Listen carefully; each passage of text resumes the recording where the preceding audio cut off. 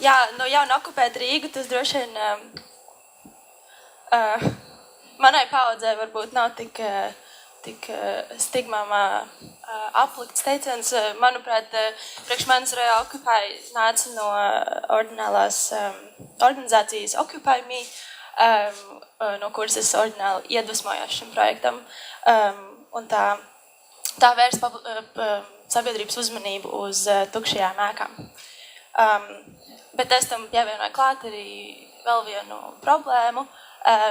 Varētu arī neteikt, tā ir problēma īstenībā tāda kā situācija, kā ir novecojusi sabiedrība. Un es prezentēšu šo projektu angļu valodā, lai pēc tam arī vieglāk ir diskusiju vadīt, un daudz no tekstiem ir arī angļu valodā iekšā slaidos. So when you come to Riga, this is what you're facing, and increasingly we have a city with dark windows, and sometimes they're not even dark, and during the day you wouldn't even notice that they're empty, but in the evening, if you stroll down the city, the windows are extremely dark, and sometimes you wouldn't even have whole buildings empty, just a lot of apartments increasingly perforating the city. And this is, in a lot of times, historical heritage and beautiful Art Nouveau buildings, which is striking me, and I think it's an urgent situation that we need to face. And I tried to dig into the situation, why we've come here, and why is this also a situation in other Eastern European transitional cities. And it might be something to do with the transitional society, where at times of complete scarcity, we were given products that were kind of divided equally to everyone, and we were kind of forced to live in sometimes called communalke typology apartments, which is actually a co-living situation, which is an amazing situation, which occurs all over Europe. A situation where you would just share an apartment with a lot of people. But in this case, it became a national nightmare of living when you were forced to live with people you were not common with, or you didn't share the same values. So after the Soviet Union fell, this kind of scarcity of goods and this living nightmare became inspiration for your Förbor Eroremans, which also Dean mentioned. And this is something that fed the need to clad things and to forget the heritage and to forget what used to be valuable, because we needed to have our own and indulge in the kind of imported materials from the West. So very soon, a young and extremely fast-growing country found itself absorbing a lot of Western capitalist ideas. And the infrastructure that was built by the Soviet Union actually worked very well and kind of fed into the idea of sprawl, the big and wide roads. And so Riga sprawled. At the same time, with all these blue dots and empty buildings, which are still counting, you have another problem, and it's the aging society. And this, you have to understand, is something that the municipality have to tackle, as well as the empty buildings. And according to Eurostat, by 2060, Latvia will have a higher ratio of retired people to the ones that are working. And this is a statistic that cannot be ignored, and we have to plan for that. So what is happening at the moment, we already are increasingly growing, it's already kind of a wide gap. We have a shortage of social housing, and what is happening now, the municipality is building new social housing units outside the city center because of the lower land cost and just to have it more efficient, and it actually becomes a little bit more of the continuation of the micro-anthropology, which creates spatial and also demographic separation. So these are the units, and actually people are very happy to be able to move into these, because in many cases these are much, much better situations than they have in the present times. But we have, for example, my parents, and that's the generation that's going to retire in 10, 15, 20 years. And this generation is not going to be willing to live in segregated conditions, because they know how the city functions. They know how to have fun and go to theaters, and they've traveled, and they know how they want to age. And this is not going to be the dream of aging, I'm pretty sure.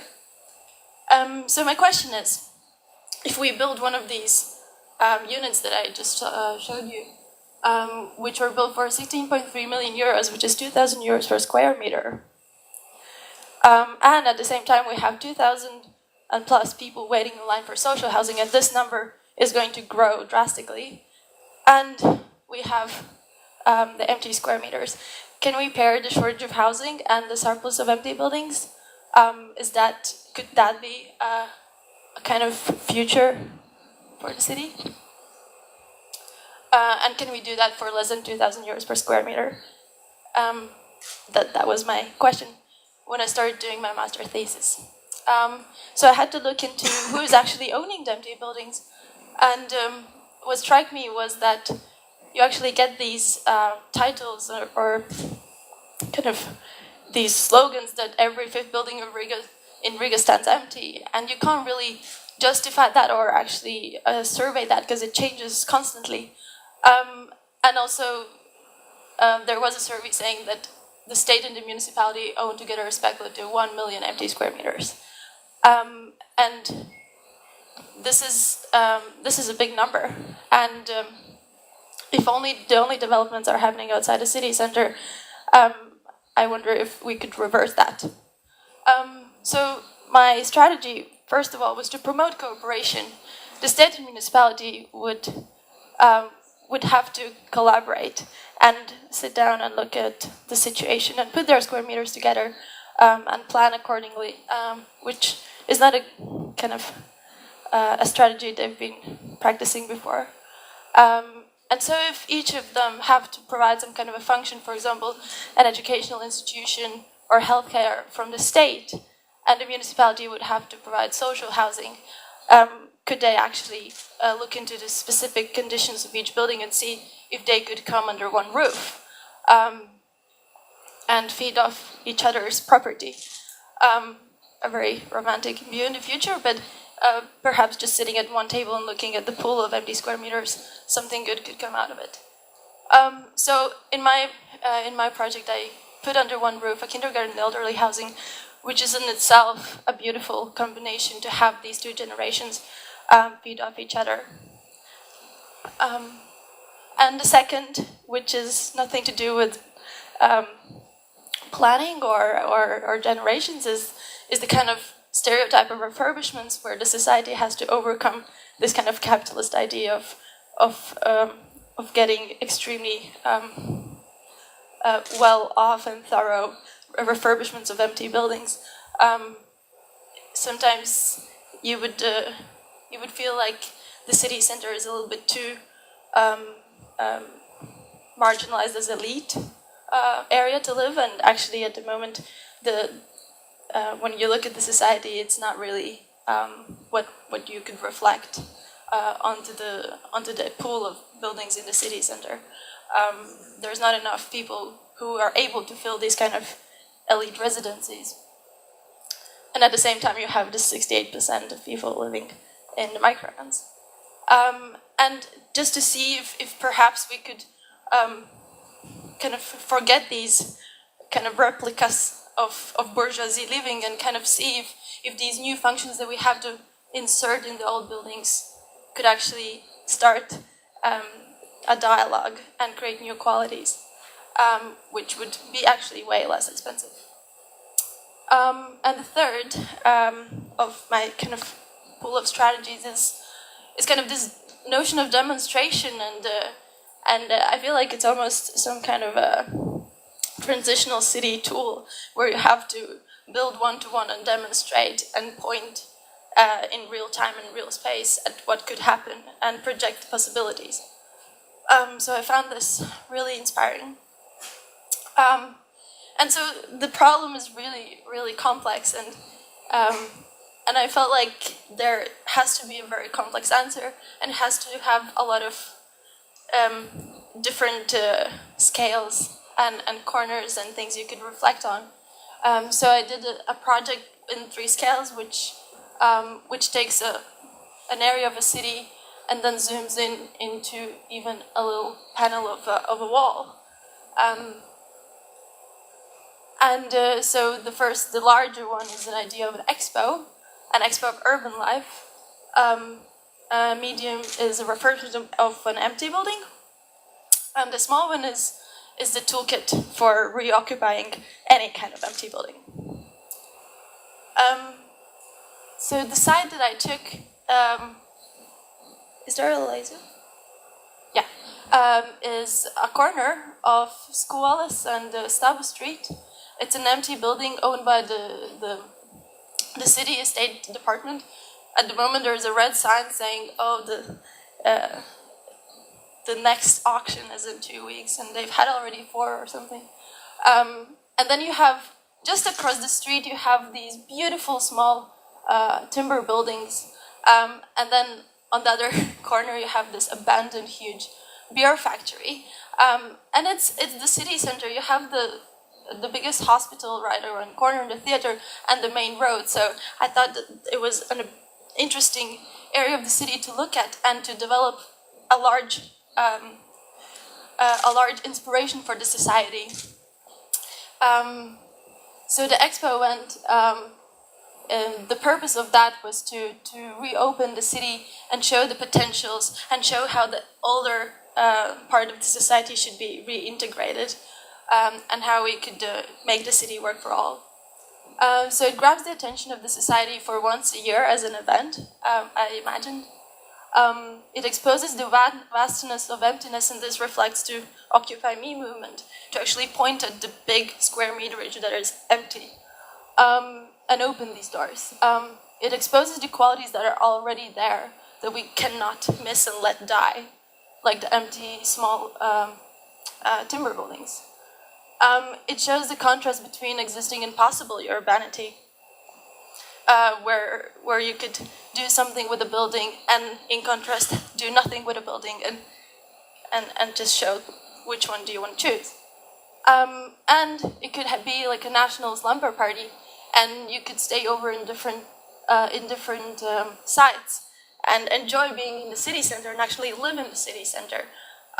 Because also, as Dean showed before, the only influx of people moving in is in the municipalities around the city, which is striking. So, for example, if you would just use some kind of a bright material and just point at different windows that are empty or doors that are empty and open them up for once a year, and you could enjoy being in these spaces, perhaps could inspire people to do more in the city center. So the medium scale was a refurbishment of this empty school, and I will take you through a couple of interventions that I thought could be used as a toolkit.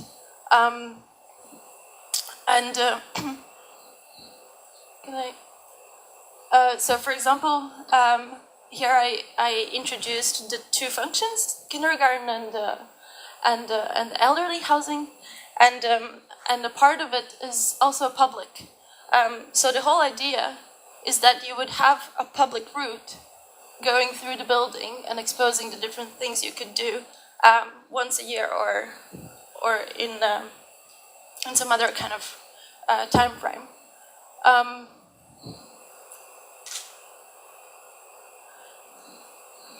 Let me just.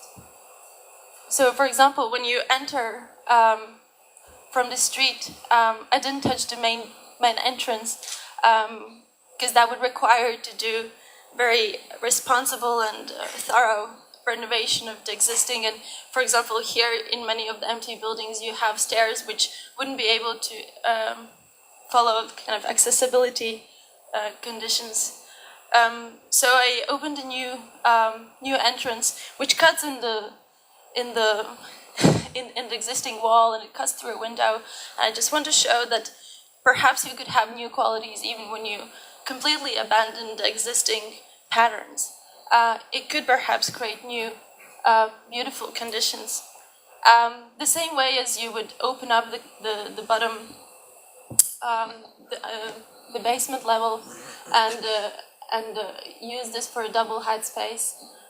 For example, here, this is the entrance which goes over the cafe, which is used both by the elderly people living in the building and also by the kindergarten. Then when you follow the white route, you're exposed to a new condition where there's another double height space used for events.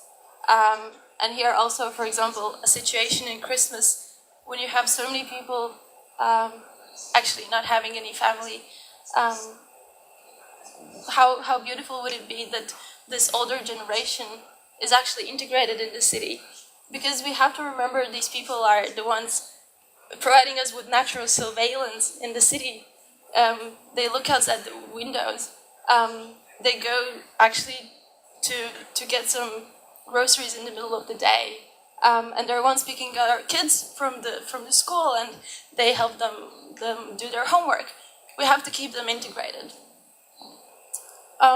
Then when you continue on, I imagine that the older part of the society should also, when you respect them, they should also be able to give back. We should not think about them as some kind of burden.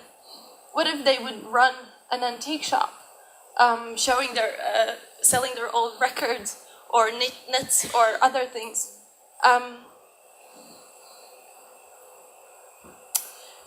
Then when you go up, you travel through the building in a spiral way in each of the floors. So when you travel through the building, when it's open to the public, on each of the floors you stop in a different apartment, which also is configured in different ways. And this reflects back to the kommunalka kind of allergy, where you would at first experience a complete autonomous living with your own bathroom and own kitchen. And then you would gradually go into an apartment, perhaps, where you have your own area with a little kitchen, and you may be shared with maybe one other person, but you can still choose to be all together and share only one door or two doors. In this building also, there was already one elevator, but I added another one, so it's important to remember that you would always have entrance from two sides, also to give a little bit more privacy. And then when you go onto the even further corner, then you would actually share a big apartment with built balcony, a bathroom and a toilet, with many more people. And this would perhaps, when you go around in the spiral, you would be exposed to these different types of sharing and really choose whether it's nicer to age with someone you know and your friends, or it's nicer to age alone. And so you end up on the roof terrace, which is also something that you always have to fight for in the municipality, that you want to develop something on the roof. And I'm just trying to say that, yes, you should be able to cross a little bit of the legal framework to gain more profit, to gain more quality. And just to finish up with the smallest of the suggestions, it's a toolkit, and it has a hidden agenda. It has an agenda to promote softness and respectfulness against bulldozing everything. It promotes creativity to think specifically for a specific place with a specific corner in a specific way. It promotes inexpensiveness, and it promotes accessibility. And here I tried to cover all the elements that you would need to inhabit an empty building, such as wall panels, which actually have a felt band on top of them, so that they would be able to attach to a ceiling which has some kind of decoration in a very soft way. For example, the bathroom units, which would perhaps talk to the inhabitant in a way that you would be able to escape into this very futuristic and very clean module, when at the same time you're living in an old building which is perhaps not fully renovated and super sterile. And for example, a big part of the whole kit would have to do with accessibility. For example, the stairs. And perhaps you don't have to think that this cannot be a social housing building or elderly housing building if it doesn't have elevators everywhere. Perhaps you only need a little bench in the middle landing, or perhaps you just need a little bit of the system where you attach to a handle and it's just easier to stabilize yourself on the stairs, or it's just little stickers that maybe you would just see the steps more and it would not allow you to fall. So it doesn't have to be extremely expensive always. Yeah, thank you. And this is one of the perhaps moments in between the two rooms where you see the wall panels attaching, and it's not perfectly centered, and it's but I think it promotes something that I stand for, something that is soft and respectful and fast, and especially it responds to the social problematic. Thank you.